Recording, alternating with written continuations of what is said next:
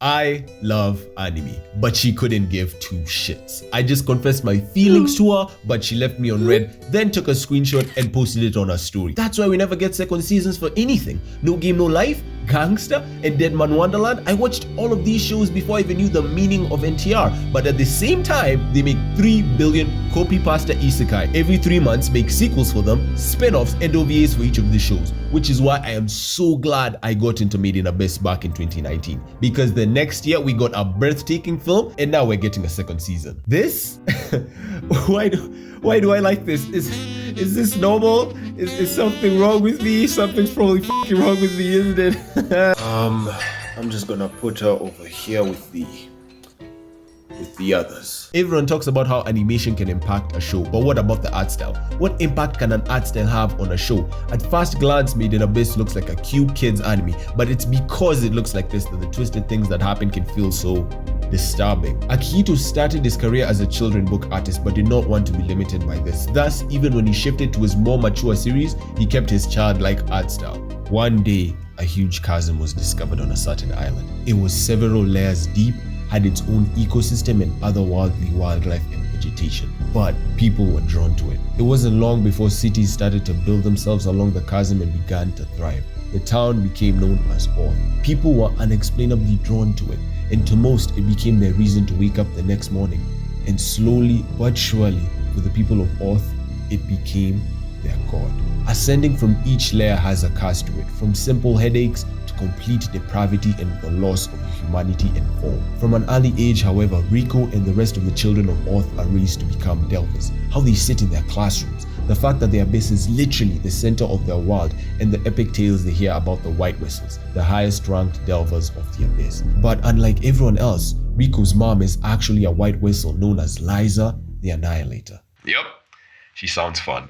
And one day, she gets a message from her mom telling her to come join her at the bottom of the abyss. Continued delving past the third layer changes you, but Rico doesn't care. She's too obsessed with it to let this stop her. But are the White Whistles all they're cracked up to be? Would a repeated delving into the lower layers of the abyss make you more and more depraved? Why are people getting sick and dying on their birthdays? Why were all the skeletons they find in the abyss praying before they died? And why does one White Whistle come up every year and delve back down with dozens of orphans? The show demands your attention, giving you just enough hints to fool you into believing that you understand what's going on. So, when you and the characters actually do get a reveal, you can't believe what you're actually seeing is happening.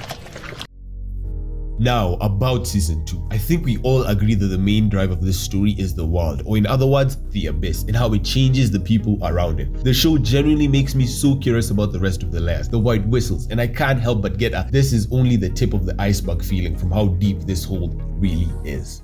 That came out wrong. You'll be glad to hear, however, that the show still manages to find new ways to torture both its characters and the audience. That will change. If anything, from what I've seen, it gets worse than the movie. Yup, worse than giant fingernails slowly being driven into little kid belly buttons. Yup, all that fun stuff. So the gore is still there, and the psychological trauma too. The mad lad Kevin Penkin is still doing the godly music even on this season. I really think that the Made in Abyss project wouldn't be half as amazing as it is if it wasn't for this man. To this day, I don't know if they'll ever top the intoxicating, charismatic force that is Bondrewd the novel, but we'll see. The first season covered 26 chapters and the movie got to 38, so I can kinda estimate where the second season will stop at. It's gonna be a pretty sick and demented ride, but I can't wait.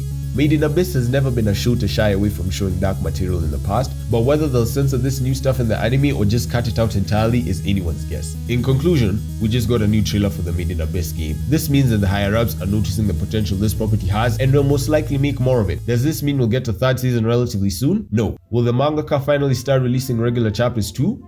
No. Thus is the life of an anime fan. We've got unfunny memes about what fandom has had to wait longer for a new season. But I love this stuff so much that I just can't stop watching. What do you like about Made in Abyss? Let me know in the comments. Let's get a healthy discussion going. Except you! Hey you! I'm watching you! Don't comment!